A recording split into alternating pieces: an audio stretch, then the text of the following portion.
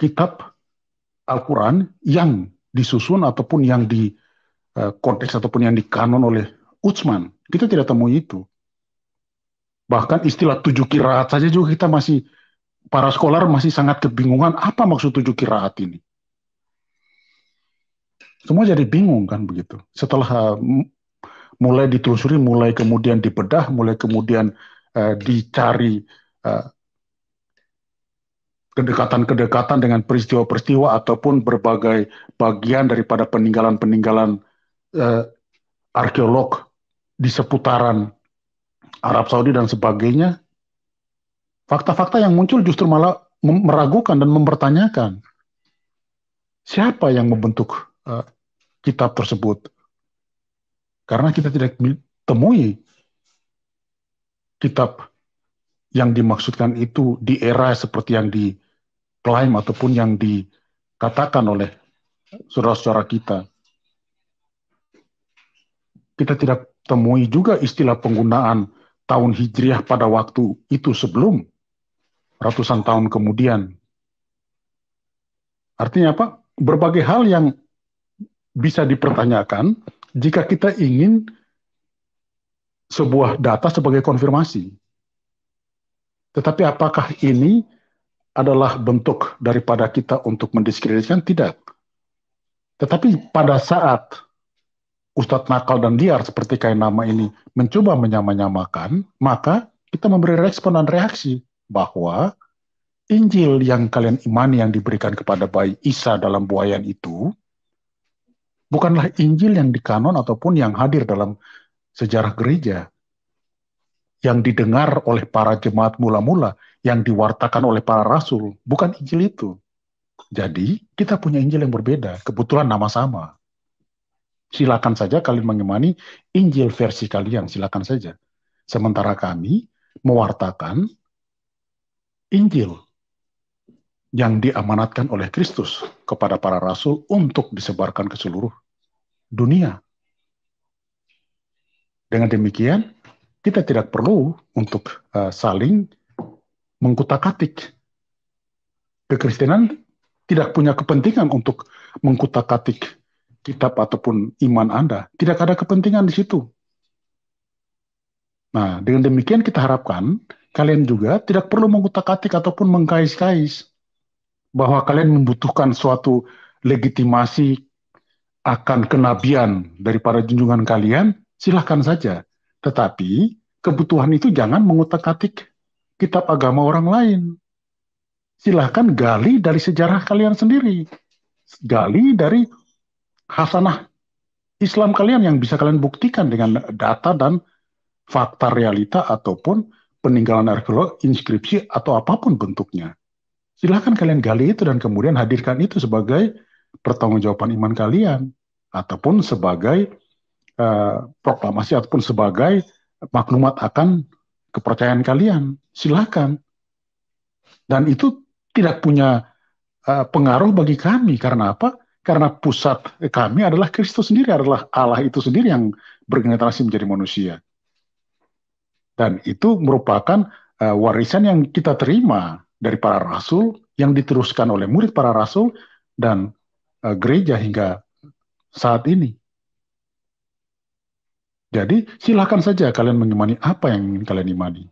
Tetapi janganlah mengutak-atik, janganlah menyamakan karena untuk membela atau untuk menguatkan umat kalian dengan cara-cara yang tidak terpuji. Ini kan cara-cara tidak terpuji, cara-cara liar, cara-cara tidak beradab untuk menguatkan, untuk memberikan motivasi kepada umat kalian melakukan berbagai cara yang tidak terpuji, yang liar dan tidak beradab. Ini sama sekali tidak patut untuk menjadi contoh dari seseorang yang dikatakan sebagai kristolog, bahkan menerima penghargaan lagi. Mungkin demikian, Bro ya. Ya, ada satu lagi nih Pak Ivan. Jadi kalau tadi yang Pak Ivan pertanyakan itu mereka tidak bisa jawab, kan selalu mereka mengacu kepada Injil palsu Barnabas ini Pak Ivan. Padahal kan isinya juga bertentangan dengan kitab suci mereka. Dan terlebih dari itu Injil Barnabas ini kan sama sekali tidak ditulis oleh Rasul Barnabas. Yang kita kenalkan di abad kedua hanya surat atau surat Rasul Barnabas, begitu kira-kira, yang tidak terkait dengan Injil Barnabas. Dan surat Barnabas ini lebih sesuai dengan Injil atau isi Injil yang kita imani. Ini menurut Pak Ivan gimana ini, Pak Ivan? Iya, jadi motivasi ataupun niat untuk kemudian membuktikan apa yang mereka imani menggunakan materi di luar daripada kepustakaan Islam, itu bisa kita terima bahwa motivasi ataupun upaya ini baik adanya. Itu dari sisi upaya ya, itu tidak dalam arti kata bukan sesuatu yang perlu dipersoalkan dari sisi upaya. Nah, yang menjadi pertanyaan ataupun yang menjadi masalah adalah materi yang digunakan tidak pernah diklarifikasi. Mereka tidak pernah memverifikasi materi itu. Itu yang menjadi persoalan. Karena apa? Karena saat-saat ini apabila mereka masih menggunakan materi itu yang dikatakan sebagai Injil Barnabas, itu sebenarnya justru menjadi cemooh, justru menjadi bumerang. Itu tindakan yang justru semakin melemahkan, membuat semakin menjadi disepelekan. Karena apa? Karena materi itu dunia halayak sudah tahu bahwa materi itu materi yang tidak benar, itu materi hoax, itu materi dihasilkan oleh orang-orang oleh orang yang latar belakang peristiwa Reconquista setelah kejatuhan Granada ataupun Moor di semenanjung Iberia, maka mereka-mereka yang tadinya adalah beragama Islam untuk menyelamatkan diri, kemudian mereka convert ke Katolik. Dengan demikian mereka tidak terusir dari semenanjung Iberia.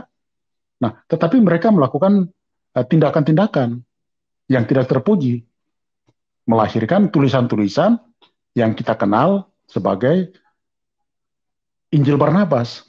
Nah, jika menggunakan materi yang seperti ini, maka apabila ini kita berbicara dalam tataran akademik ataupun ilmiah, maka menurut saya sesuatu yang apa ya, kalau istilahnya ecek-ecek ataupun gimana ya, kita berbicara bagaimana mungkin kita mendukung tulisan ataupun karya ilmiah ataupun akademis, sementara referensi yang kita gunakan adalah referensi hoax. Bisa bayangkan Bro ya, referensi yang kita pakai referensi hoax untuk kemudian kita presentasikan, kita paparkan, kita hadirkan dalam karya tulis ilmiah kita, tetapi referensinya referensi hoax. Nah, mutu ataupun kredibilitas seperti apa yang bisa kita harapkan dari perilaku yang seperti ini? Yang ada justru malah semakin memperburuk, justru semakin menunjukkan bahwa skolar-skolar dalam konteks Kainama adalah skolar-skolar yang istilahnya ya kaleng-kaleng lah, cek-cek lah, kan seperti itu. Mungkin demikian Bro ya. Oke, baik, sangat-sangat jelas ya Pak Ivan menyampaikannya. Kita berikan dulu ke tamu baru kita. Selamat malam Pak Paman Joni. Selamat malam. Ya, apa kabar nih Paman Joni, sehat? Sehat selalu. Selamat malam Ya, juga sama puji. Pak Ivan, sama Pak Bey Benga ya, juga sama Ya. Mas Geo. Selamat malam. Ya, Ya, selamat malam juga Pak Joni. Malam Nah, Bro tadi Joni. saya dengar tadi tentang Isa.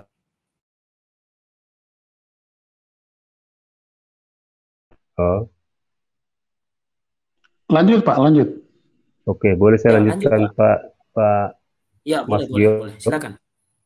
Ya, boleh. Oke.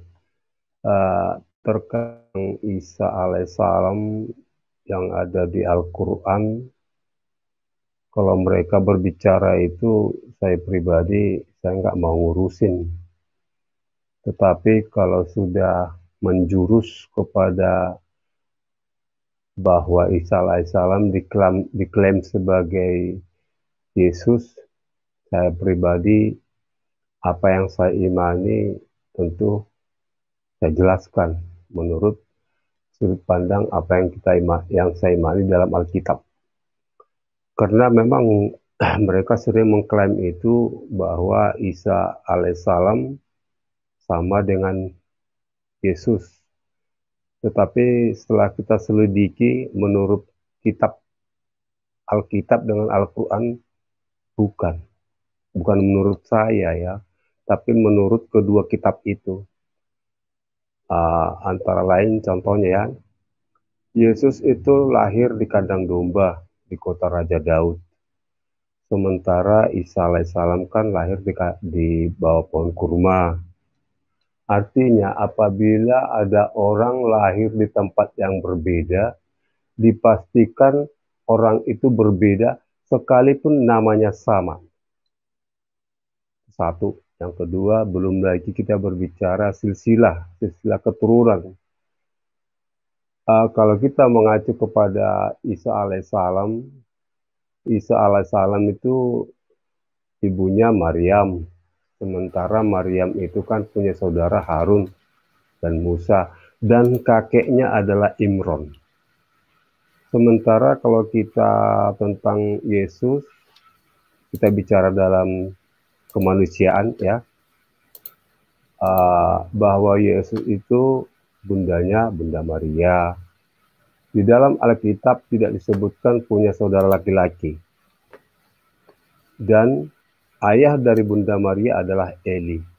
Jelas sudah berbeda. Dua saja sudah berbeda, silsilah berbeda, belum lagi tempat lahirnya berbeda. Yang ketiga, Yesus itu disalib. Sementara si Isa alaihissalam tidak disalib.